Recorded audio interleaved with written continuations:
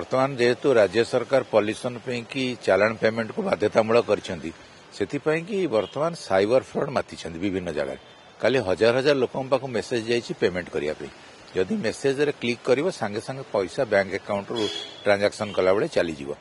आज परिवहन कमिशनर दृष्टि को आनी परिवहन कमिशनर तुरंत साइबर पुलिस स्टेशन रे आज केस देइछंती एवं प्रतिश्रुति देइछंती जे तुरंत आमे रूट कज पाखरे पहुंचीबू एवं एक्शन नबू लोक माने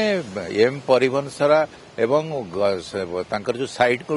जाइकरी पेमेंट करिया कथा एवं जो माने फेक चाला ये दउछंती सेमानक विरुद्ध रे कार्यानुष्ठान जरूरी कारण या द्वारा बहु लोक